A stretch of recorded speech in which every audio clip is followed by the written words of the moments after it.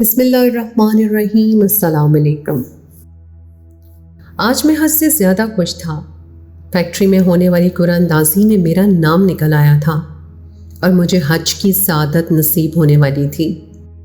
میرا شمار تو ان غریب لوگوں میں ہوتا تھا جو ساری زندگی خدا کے گھر کی زیارت کی آرزو ہی کرتے رہ جاتے ہیں اور پیسے نہیں جوڑ پاتے، لیکن خدا نے میرے دل کی تڑپ کو قبول کر لیا تھا اور مجھے اپنے گھر کا بلاوا بھیج دیا تھا۔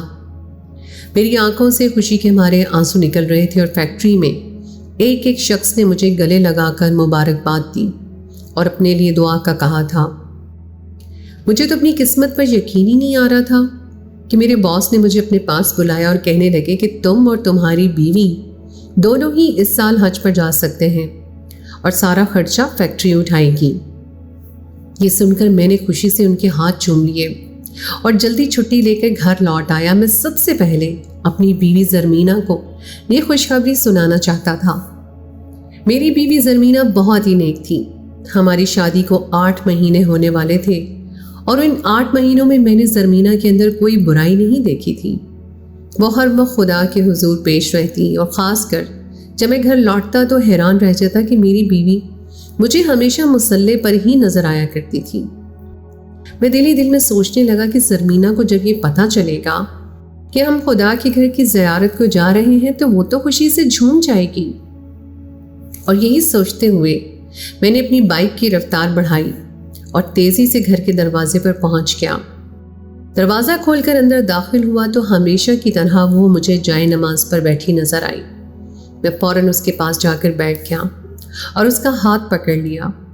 زرمینہ حیرت سے میری طرف دیکھنے لگی تو میں نے اسے کہا کہ آج تمہاری ساری دعائیں قبول ہو گئی ہیں۔ اللہ نے ہمیں اتنی بڑی سعادت بخشی ہے کہ میں بیان نہیں کر سکتا۔ زرمینہ دھیرے سے مسکرائی اور کہنے لگی، عبداللہ، ایسی بھی کون سی بات ہو گئی ہے جو تمہاری خوشی سنبھل ہی نہیں رہی؟ مجھے بھی تو بتاؤ کہ میری کون سی دعا پہلے قبول ہوئی ہے۔ میں نے پیار سے اسے سینے سے لگایا اور بتایا کہ ہمارا بلاوا آ گیا ہے، ہمیں اس سال حج کی سعادت نصیب ہوئی ہے۔ زرمینہ ایک دم مجھ سے الگ ہوئی اور حیرت سے میری شکل دیکھنے لگی۔ اسے شاید میری بات پر یقین نہیں آ رہا تھا۔ میں نے زرمینہ سے کہا کہ میں سچ کہہ رہا ہوں، ہمیں بس کچھ ہی دنوں میں حج کے لیے جانا ہے، سارا خرچہ فیکٹری اٹھائے گی۔ ملازمین میں سے میرا نام قرآن اندازی میں آیا ہے۔ سوچو ہم کس قدر خوش نصیب ہیں۔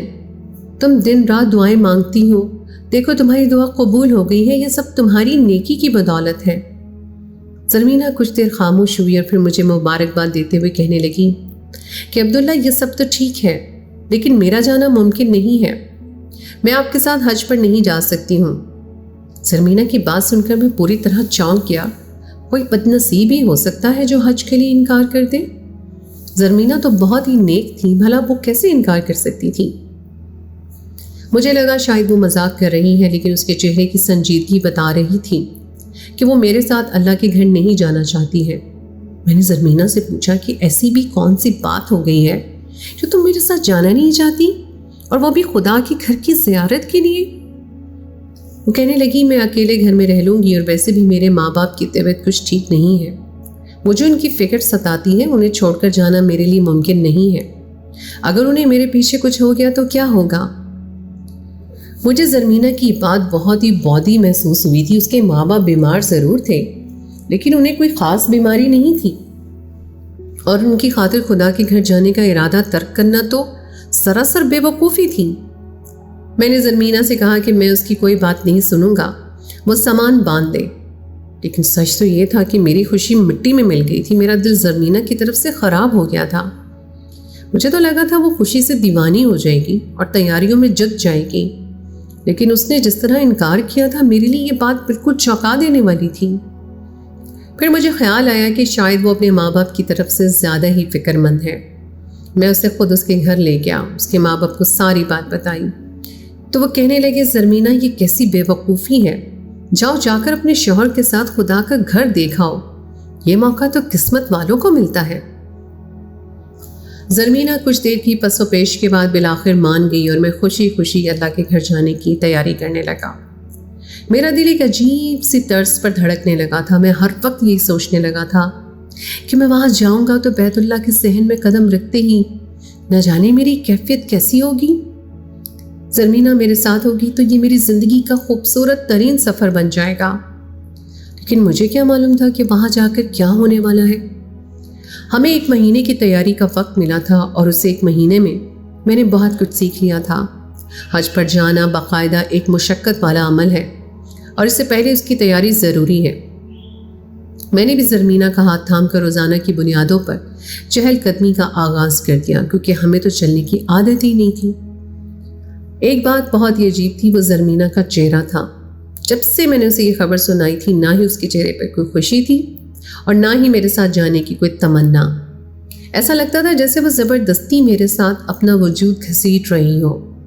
میں جب بھی کوئی ایسی بات کرتا جس کا ذکر حج سے متعلق ہوتا تو وہ بیزاری کا اظہار کر کے وہاں سے اٹھ جاتی۔ مجھے سمجھ نہیں آ رہا تھا کہ میری نیک پاکیزہ بیوی کو آخر کیا ہو گیا ہے جو وہ اس طرح سے پیش آ رہی ہے، جبکہ یہ تو اس کی زندگی کی سب سے بڑی خوشی ہونی چاہیے تھی۔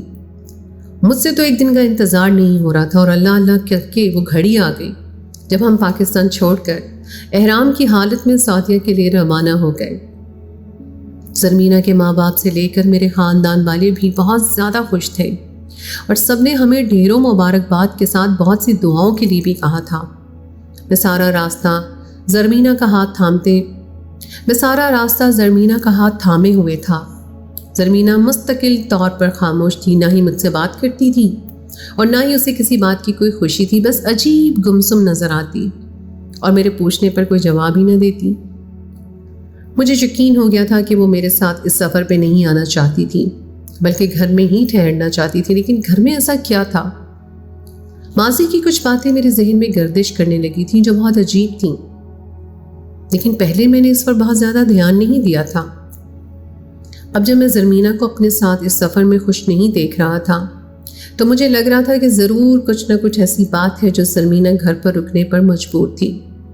میں اپنے اس خوبصورت ترین سفر اور وقت کو خراب نہیں کرنا چاہتا تھا، اس لیے میں نے نہ ہی زرمینہ سے زیادہ سوال جواب پوچھے تھے اور نہ ہی کوئی بحث کی تھی، بلکہ اسے اس کے حال پر چھوڑ دیا تھا۔ مجھے یقین تھا کہ جب وہ کعبے کو دیکھے گی تو اس کے اندر بھی میرے جیسی کیفیات پیدا ہو جائیں گی اور وہ خود ہی خوش ہو جائے گی۔ ہمارا ہوٹل بیت اللہ شریف سے بہت زیادہ دور نہیں تھا۔ ہمیں سامان رکھتے ہی پہلے عمرے کی ادائیگی کے لیے جانا تھا، اور جیسے ہی میں نے زرمینہ کا ہاتھ تھام کر بیت اللہ شریف پہنچا تو وہ ہوا جس کا مجھے گمان بھی نہیں تھا۔ میری روح لرز اٹھی تھی اور میں آنکھیں پھاڑ پھاڑ کر زرمینہ کو دیکھ رہا تھا۔ مجھے کچھ بھی یقین نہیں آ رہا تھا۔ میں نے گھبرا کر اس کا ہاتھ چھوڑ دیا۔ میری بیوی تو میری وہ بیوی رہی ہی نہیں تھی جس سے میری شادی ہوئی تھی، یہ تو کوئی اور ہی تھی جسے میں پہچانتا تک نہیں تھا۔ میں لڑکھڑا کر وہیں صحن میں بیٹھ گیا۔ زرمینہ کی ہلکی ہلکی آواز میرے کانوں میں پڑ رہی تھی، لیکن میں سب کچھ سن کر بھی بہرا تھا۔ جو کچھ اس وقت وہاں میرے ساتھ ہوا وہ جان کر شاید آپ کے بھی رونگٹے کھڑے ہو جائیں گے، کیونکہ میری بیوی زرمینہ تو… میرا نام عبداللہ ہے اور میرا تعلق ایک پٹھان قبیلے سے ہے۔ شرم و حیا کے معاملے میں پٹھان مرد بھی پٹھان عورتوں کی طرح ہی ہوتا ہے۔ میں بھی ایسا ہی ایک جوان تھا جس کی بہت اچھی نوکری تھی، گھر تھا، لیکن میں نے کبھی کسی لڑکی کی طرف نگاہ اٹھا کر بھی نہیں دیکھا تھا۔ ہمارے یہاں قبیلے میں ہی شادی کی جاتی تھی، اس لیے مجھے معلوم تھا کہ میری شادی بھی خاندان میں ہی ہوگی۔ ہمارے یہاں شادی سے پہلے نہ ہی لڑکے لڑکی کی کوئی ملاقات ہوتی ہے اور نہ ہی دیکھنے کا رواج ہے۔ میں نوکری کے لیے شہر آ چکا تھا اور میری ماں کا ایک ہی فون آیا کہ انہوں نے میرے لیے قبیلے کی ایک لڑکی کو پسند کر لیا ہے۔ شہر آنے کے بعد میرے اندر تھوڑی سی تبدیلی آئی تھی، اس لیے میں نے اماں سے کہا کہ مجھے ایک دفعہ لڑکی سے ملنے دیں، لیکن انہوں نے کہا کہ یہ بات ہماری روایات کے خلاف ہے، تم بے فکر رہو، میں نے تمہارے لیے چاند کا ٹکڑا ڈھونڈا ہے۔ مجھے اماں کی بات پر اعتبار تھا۔ ہمارے خاندان اور قبیلے میں خوبصورتی عام تھی، اسی لیے میں نے شادی کے لیے رضامندی دے دی۔ شادی کے دن قریب آئے تو میں چھٹیاں لے کر اپنے علاقے پہنچ گیا اور وہاں جانے کے دوسرے ہی دن میری دھوم دھام سے شادی ہو گئی۔ میری دلہن کو رخصت کروا کر میرے کمرے میں پہنچایا گیا تو میں واقعی اسے دیکھ کر دنگ رہ گیا۔ میری بیوی زرمینہ چاند کا ٹکڑا نہیں بلکہ پورا چاند تھی۔ میں اپنی اماں کی پسند کو داد دیے بغیر نہیں رہ سکا تھا اور وہ گھونگھٹ کی آڑ میں گھبرائی شمرائی سی بیٹھی تھی۔ اسے دیکھ کر میں پلکیں جھپکانا بھول گیا تھا۔ میرے لیے خوشی کی ایک بات یہ بھی تھی کہ زرمینہ انٹر پاس تھی، ورنہ ہمارے قبیلے میں لڑکیوں کو پڑھانے کا بھی رواج نہیں تھا۔ لیکن زرمینہ کے باپ نے زرمینہ اور اس کی بہنوں کو تعلیم دلوانے کا عہد کیا تھا۔ شادی کی پہلی رات زرمینہ بہت زیادہ گھبرائی ہوئی تھی۔ اس کے چہرے پر خوف کے واضح آثار تھے، اور اسی لیے میں نے اسے بہت پیار سے، محبت سے اپنا بنایا تھا تاکہ اسے میری ساتھ زندگی گزارنے میں کوئی مشکل پیش نہ آئے۔ شادی کی پہلی رات ہی وہ میری کل کائنات بن چکی تھی، اور آج میں نے سوچ لیا تھا کہ میں زندگی میں زرمینہ کو ہر وہ خوشی دوں گا جس کی وہ حقدار ہے۔ شادی کے شروع میں زرمینہ بہت ہی چپ چپ سی رہتی تھی، ایسا لگتا تھا جیسے وہ بہت زیادہ ڈری سہمی ہو۔ شاید نیا گھر اور نئے لوگ تھے، اسی لیے۔ اور پھر جب میری چھٹیاں ختم ہوئیں تو میں اسے اپنے ساتھ شہر لے آیا۔ شہر آ کر وہ کچھ ٹھیک ہو گئی تھی۔ وہ بہت پابندی سے نماز پڑھتی، دعائیں مانگتی، گھر کے کام کاج کرتی اور میری خدمت گزاری بھی کرتی۔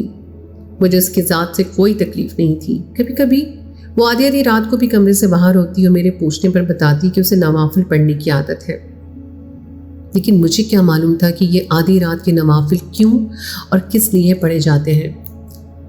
مجھے اور زرمینہ کو شہر آئے 2-3 مہینے گزر چکے تھے، اور ان مہینوں میں میں نے بہت سی عجیب سی باتیں نوٹ کی تھیں کہ جس دن میں گھر جلدی آ جاتا اس دن زرمینہ کا چہرہ بجھ سا جاتا۔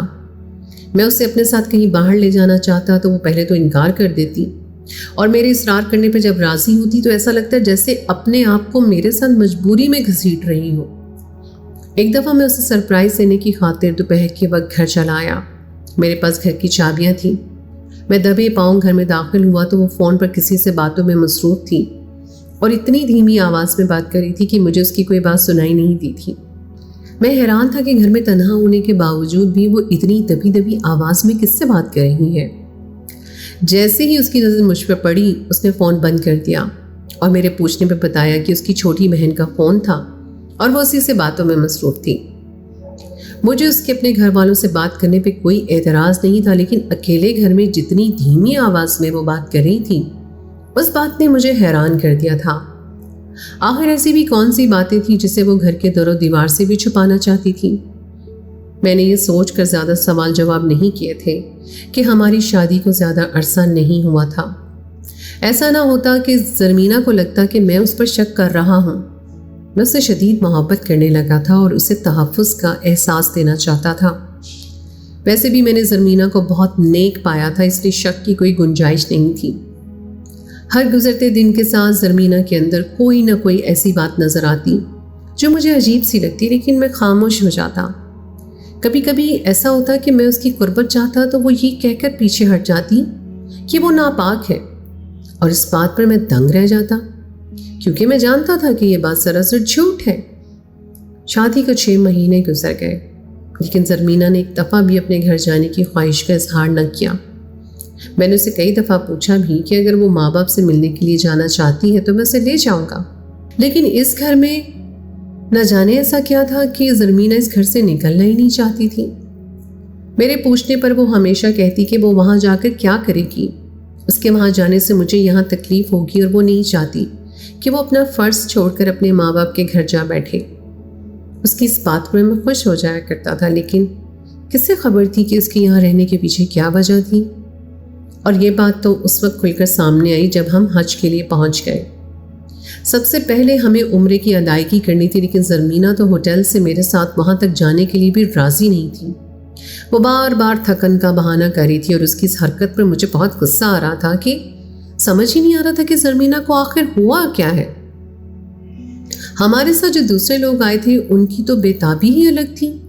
وہ سامان رکھتے ہی فوراً عمرے کے لیے نکل گئے تھے، اور زرمینہ کے بہانے بازیاں ہی ختم نہیں ہو رہی تھیں۔ میں نے اس کی کوئی بات سنے بنا ہی اس کا ہاتھ پکڑا اور اسے اپنے ساتھ ہوٹل سے باہر نکل آیا۔ بس کچھ قدموں کا فاصلہ تھا اور پھر ہم بیت اللہ شریف کے کسی باب پر کھڑے تھے۔ واقعی یہاں کی رونق، یہاں کا منظر الگ ہی تھا۔ ہر قدم پر میرا دل پہلے سے بھی زیادہ تیز دھڑکنے لگتا۔ میری زبان پر صرف لبیک کی صدا تھی۔ میں اس کعبے کو دیکھنا چاہتا تھا جسے ساری زندگی میں نے بند آنکھوں سے تصور کیا تھا۔ میں زرمینہ کا ہاتھ تھامے ہوئے تھا، اور اگلے ہر قدم پر مجھے زرمینہ کا ہاتھ ٹھنڈا ہوتا محسوس ہو رہا تھا۔ ایسا لگ رہا تھا جیسے میں زبردستی اسے اپنے ساتھ گھسیٹ رہا ہوں، और खुद से कदम बढ़ाना ही नहीं चाहती है। उस वक्त मेरी कैफियत इतनी अजीब थी कि मैंने ज़रमीना के रवैये के ऊपर ध्यान ही नहीं दिया था। मैं तो बस जल्द से जल्द हरम के सहन में जाकर सजदा करना चाहता था, जो मेरी सारी ज़िंदगी की तमन्ना थी। और जैसे ही मैं ज़रमीना का हाथ थाम कर हरम के सहन में पहुंचा और मेरी पहली निगाह काबा पर पड़ी, तो मेरी आंखों से बेसाख्ता ही अश्क रवा हो गए। कैसा मंजर था, कैसे जज्बात थे, मैं लफ्ज़ों में बयान नहीं कर सकता। लेकिन उसके बाद जैसे ही मेरी नज़र मेरी बीवी पर पड़ी, उसकी हल्की हल्की आवाज़ मुझे सुनाई दी तो मेरे होश उड़ गए। हर बात मुझे समझ आ गई थी कि वो क्यों मेरे साथ यहाँ तक नहीं आना चाहती थी, क्यों उसकी जान घर में बसती थी, क्यों वो अपने माँ बाप के घर नहीं जाती थी। मेरे घर में क्या था ये आज मैं जान पाया था। दर हकीकत इस तरह खुलकर मेरे सामने आई कि पल भर में मेरी जिंदगी बदल गई। मैं बिना रुके ही ज़रमीना को वहां से खींचता हुआ बाहर निकल आया। ऐसा लग रहा था जैसे सारी दुनिया की नज़र मुझ पर जमी हो। मैं खुद से नज़र मिलाने के काबिल नहीं रहा था और ज़रमीना की तो हालत ही अजीब थी। मुझे खुद नहीं पता था कि मैं उसको किस तरह खींचते हुए होटल तक पहुंचा। कमरे में लाकर मैं उसे बेड पर पटक गया तो उसे कुछ होश आया। वो आंसू भरी नज़रों से मुझे देख रही थी, लेकिन मुझे उसके चेहरे से भी घिन आ रही थी। जो धोखा उसने मेरे साथ किया था मैं उसे कभी माफ़ नहीं कर सकता, और अगर मैं यहाँ ना आता तो शायद ये धोखा सारी ज़िंदगी मुझ पर न खुलता। मैंने ज़रमीना से मुंह फेर लिया। वो मेरे कदमों में गिरकर ज़ारो कतार रोने लगी कि एक दफ़ा मेरी बात सुन लीजिए अब्दुल्ला, मैं आपको खुद सारा सच बता दूंगी। लेकिन अब सुनने और कहने को कुछ नहीं था। ना ही मैं उसके साथ उम्रा कर सकता था और ना ही हज। मैंने गुस्से में कहा कि अब अपना सामान बांध लो, हम जिस तरह आए थे उसी तरह वापस लौट जाएंगे। ज़रमीना मेरा पाँव पकड़कर रो रही थी, लेकिन मुझे उसकी किसी भी बात का असर नहीं हो रहा था। सारी मोहब्बत काफूर हो गई थी। ज़रमीना ने पल भर में मेरे भरोसे को चिकना चूर कर दिया था। वो तो पता नहीं कब से मेरे साथ ये खेल खेल रही थी, लेकिन उसकी खबर मुझे आज लगी थी। जब हम खुदा के हुजूर पेश हुए तो ज़रमीना का सच छुप न सका। ज़रमीना का चेहरा मेरे लिए सिर्फ और सिर्फ नफरत के काबिल था। अगली फ्लाइट से हम वापस लौट आए थे। हमारे आने की खबर खानदान में किसी को नहीं हुई थी, लेकिन पास पड़ोस वाले हमें वापस देखकर हैरान थे। वो जानना चाहते थे कि आखिर ऐसा क्या हो गया है जो हम हज की अदायगी के बगैर ही वापस लौट आए हैं। मैं किसी को क्या बताता कि वहां जाकर क्या हुआ और मुझ पर क्या बीती। मेरे पास तो अल्फाज ही नहीं थे।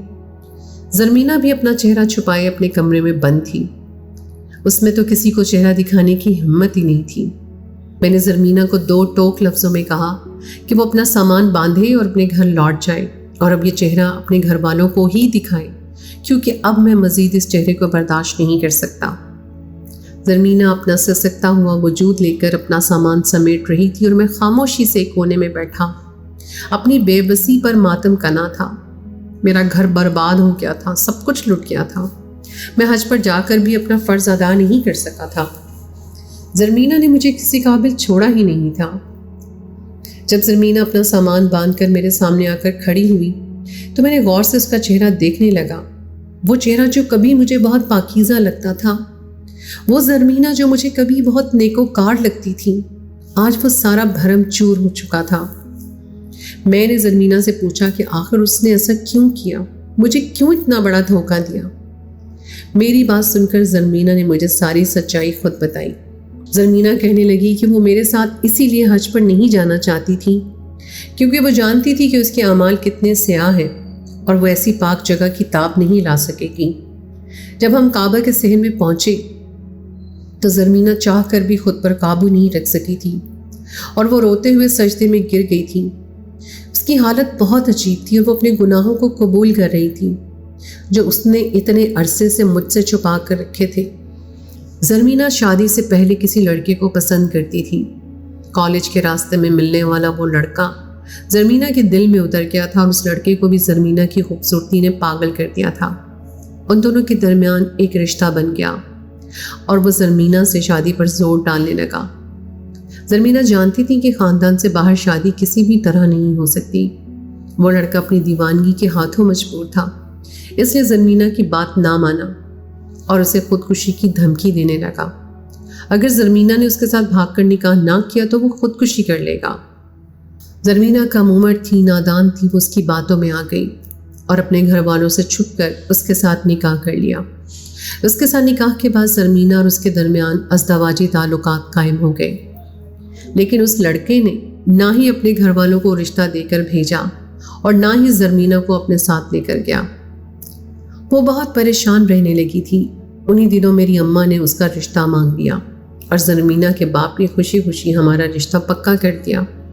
زرمینہ کی جان سولی پر آ گئی۔ اس نے اپنی بہنوں کو اپنے نکاح سے متعلق بتایا تو اس کی بہنوں نے سختی سے منع کر دیا کہ یہ بات بابا کو نہ بتانا، ورنہ باقی بہنوں کی پڑھائی بھی ختم کروا دیں گے اور زرمینہ کو بھی سخت سے سخت سزا دیں گے۔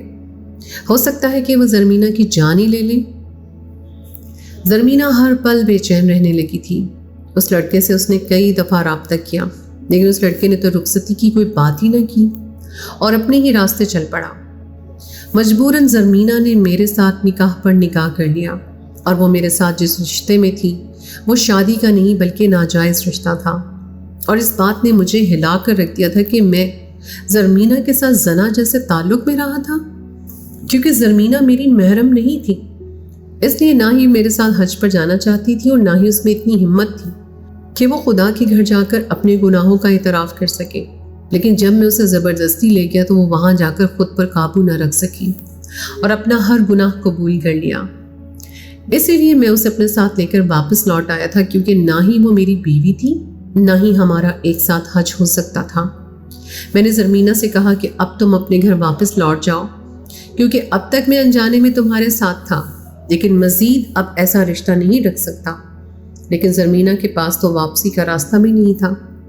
اس کے گھر والوں کو علم ہوتا تو وہ اسے جان سے مار دیتے، اور پھر وہ لڑکا بھی تو اسے اپنانا نہیں چاہتا تھا۔